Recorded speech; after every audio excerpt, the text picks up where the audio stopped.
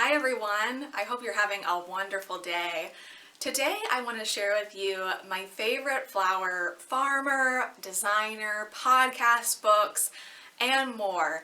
And I had the idea to make this video a few months ago, and I was just jotting down a whole bunch of my favorites in all different sectors of the flower industry.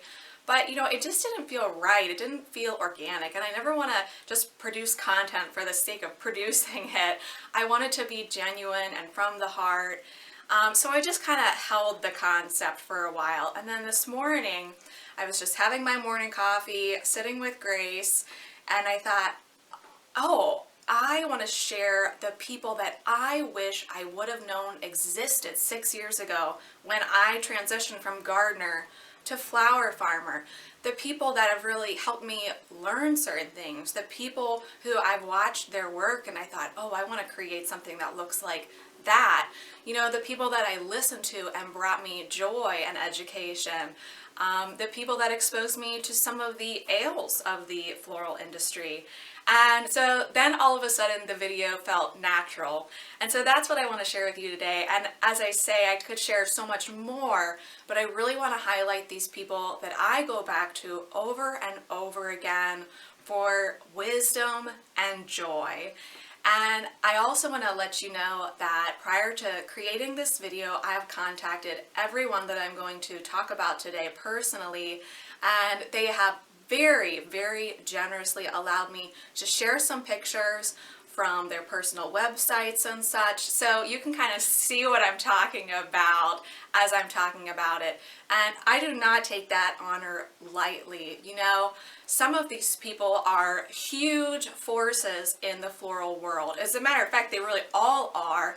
And the fact that they would even bother to read a message from me, I think really says a lot about them and speaks highly of the people they are. And also just wanting to bless and educate, all of us that are still learning and growing together. So just so you know, if you see a picture, it's their intellectual property, but I've had permission to use it. And I'm going to link everyone's information in the description below so that you can follow whoever you want, look into it. And this is not a sponsored video, nothing like that. It's just these people have helped me, and now I want you guys to learn about them because maybe they'll help you and inspire you as well. So without further ado, let's just get into the list. So let's start out with my favorite flower farmer. And how in the world do you pick just one favorite when there's so many wonderful people out there growing flowers? But there is one farmer for me personally that stands above all the others, and that's Lisa Mason Ziegler from The Gardener's Workshop. And you can go to her website, thegardenersworkshop.com, and she really does it all. She has a shop where you can buy seeds and tools. There's all kinds of educational resources. Some are free, some you pay for, and then you should really follow her on all the social media platforms that you can, because she does live videos which are absolutely invaluable. She reads through the questions just as they're coming in and she answers them, and I can't even tell you the amount of times that she has personally helped me with pest issues, which I was really at my wit's end about. She knew the answer like that. And I really was first introduced to Lisa when I read this book, Cool Flowers, which I know I've talked about before, which is all about growing hardy annuals. And when I first read this book, I think I just blew through the book and didn't really let it sink in. And then at some point I read it again and I was like, it just clicked. And I was like, okay, I'm going to try this. I'm going to try fall planting hardy annuals here in 6B, wintering them over as baby plants, and then we'll see what happens. And everything that's in this book happened in my garden. I mean, no matter if you're just starting to garden, if you've been gardening for a long time, if you're flower farming, you are going to want to get this book because it really changed the way that I grow. I have things growing right now. That's amazing. Our ground is frozen and I have baby plants ready to put on growth as soon as the time allows them. She's written some other books as well, Vegetables Love Flowers, which is really great. But this one for me is the one that's the money book. And Lisa's just so great. She's really personable. She has this great Southern accent. And, you know, in a funny way, even though she's really different from my grandma and who my grandma was, she reminds me about her for some reason. And I think it's just the love of educating people. She's such a natural teacher. If you know her, I'm sure you would agree with me. But anytime Lisa talks, I'm immediately like, oh, where's my notebook? You know, you got to take notes. I mean, she's just a wealth of information. So I really hope you'll check her out, Lisa Mason Ziegler at the Gardener's Workshop. So next up, I want to talk about my favorite flower podcast. And it's kind of funny because the name of the podcast is The Flower Podcast. And the host name is Scott Shepard. And Scott's been in the floral industry for over 26 years. Specifically, I know he did a lot of work in wholesale. But I have to tell you, Scott is the most wonderful, joy-filled host out there that I think that I have ever heard on Spotify or, you know, any kind of podcast. He really does a great job of interviewing people and just, you know, you're always sure to learn something when listening to his podcast just by the questions that he asks, I've noticed. And he has on all different types of people. He'll have on small flower farmers, you know, he'll have on huge designers, he'll have some people that are floral coaches, maybe some people on to talk about social media. So much value by just listening to his episodes, and I've just learned so much, you know. Maybe it's just a small piece of information. Like, I know I was listening to the episode by Flirty Fleurs, who also is affiliated with Longfield Gardens, and she was talking about like cafe au laits and how they always shatter, and that people forget to not only spray the front with Crown and Glory, but to spray the back also. So maybe it's just a little tidbit from an episode. But then you'll have episodes where it's like, you know, when he did an episode with Kiana Underwood, you know, that episode can register with someone who's not even in the floral world. Just everything that she said about life and what she's learned and putting herself out there and working hard and not letting your fears hold you back from your dreams. It's just so much valuable content there. And then too, he has on some people that are doing charity work, which is, you know, I'm really passionate about that. You guys know that. And I learned about someone named Deanna Kitchen. I had never heard of her before, and she has this wonderful project called the Growing Kindness Project, where it's a group of people that are committed to growing flowers and then just giving them away. And so, you know, you learn so much about so many wonderful people that you haven't heard of. Maybe you've heard of that person and now you get to actually hear their voice, you know. So I think, you know, really go on, check out Scott's podcast, The Flower Podcast, and you'll be glad you did. So I think that's just a wonderful segue into who my favorite floral designer is. And as I say, it is Kiana Underwood, and her business is called Tulipina. And Kiana Underwood, when I first how I found her was I bought her book. I had not heard of her, and I just bought this book on Amazon called Color Me Floral. And, you know, I looked through it, and all of a sudden I thought, oh my, that's how I want my flowers to look. And her flowers are absolute works of art. She's really, to me, floral artist more than anything else. And I really, you know, you see a lot of really wonderful designers kind of doing like the loose garden style, but I don't know what it is about her designs. She just has that perfect eye for color, movement, texture. And I read once an interview she did where she said, you know, what inspires her she's creating, and she said music and art. And I thought that was a really wonderful way to put it, because when I look at her designs, it's like they're alive and they're singing and they're still growing, and it's just so absolutely beautiful.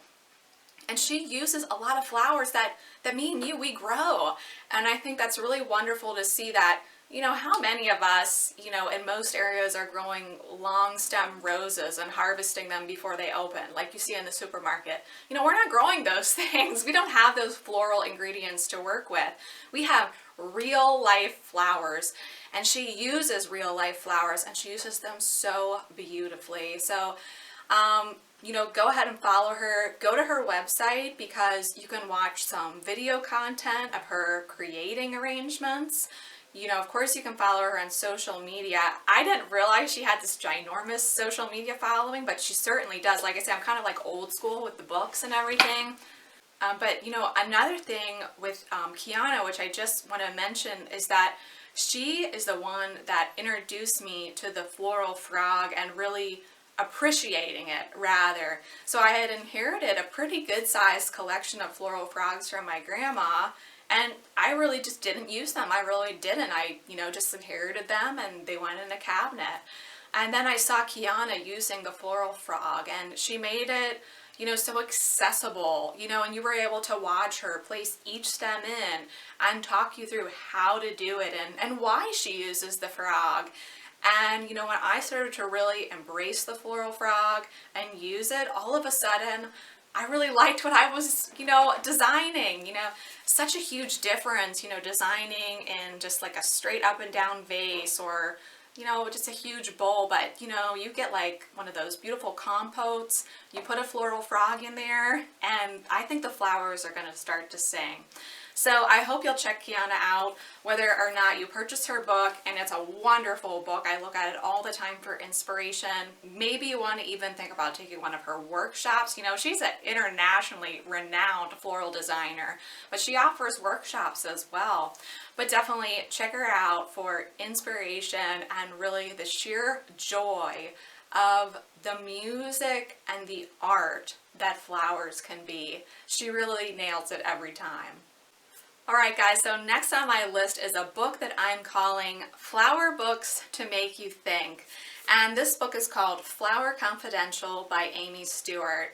And Amy Stewart really dives deep and has done a great amount of research and put her boots on the ground to find out what really goes on in the international floral industry. What does it take for people to create the roses and produce the roses that sit at the grocery store that we buy for next to nothing when you really think of it? She talks about a lot of things that are really hard to read. What is life like for these workers over in South America who probably aren't treated very well, do not get paid what they should get paid. Perhaps they're being exposed to pesticides. Some of these pesticides certainly aren't even legal here in the United States as you read about them.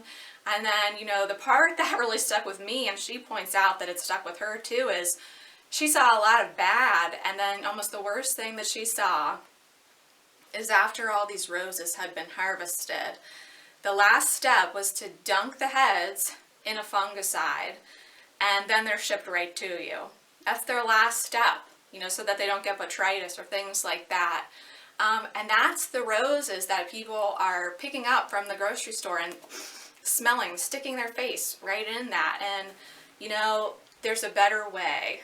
There's such a great disconnect between the flowers that are grown internationally and shipped over versus the ones that maybe I grow organically and you buy them at my stand. They're not even the same product. And, what's the solution? I think if I could say anything about this book is that, and it's not Amy's fault, but it's like there's not really a resolve to the book in a way. And, it was written in 2007. Now as I speak, it's 2021. And so some things have changed, certification programs and things like that. But there's still a lot of bad that goes on in the international flower trade. And I don't think it does anyone a service by not talking about it. So at least we can start the conversation, take a deep breath, read this book, be prepared to be a little bit shocked. But at the end of the day, I think it's really important to know what's going on in the international floral world. So last on this list, I want to talk about my favorite flower blog. And there are a lot of great flower blogs out there. And maybe we can talk back and forth more about that in the comments section, or about just any people that we want to talk about more in the comments that really have brought us education and joy. But the one I want to highlight today is one that I've only recently discovered. and it's Jennie Love from Love and Fresh Flowers. And I've always known about Jennie. I mean, she's a huge force in the floral industry. She does wedding flowers. She teaches classes through thegardenersworkshop.com. I mean, she's just a huge wealth of knowledge. And when I think of Pennsylvania flowers, I think of Jennie Love. And just so you know, we're in the same zone, which is really valuable to me as I speak about this. But she's all about sustainability in farming. She's no-till, or she's working towards that is my understanding. And she's about regenerative farming. And this is an area where I am not that knowledgeable, and I have a lot to learn from her. So I'm just soaking in all her blog posts, especially, I think I landed on the blog because I had heard some Amish farmer just mentioning in passing that he doesn't dig his dahlias anymore. And so I was kind of searching, you know, no dig dahlias zone 6B, 7A, and I found this post that she read. She doesn't dig her dahlias, she mulches them up, you know, compost, this really thick layer of straw and then a tarp over that. And you know, that's how she does it and how she does that no-till. She has an article on how to do no-till with tulips. That is incredibly valuable. And like I said, I'm just getting started. I'm at the tip of the iceberg with her blog, but it's full, jam-packed with great information that I'm not really sure is out there on other blogs, because a lot of blogs will tell you, here's how to grow this flower, here's how to harvest it, and here's a picture of what I did with it. I mean, hers is really on a much deeper level, and you really have a lot of learning there. It's really a learning center.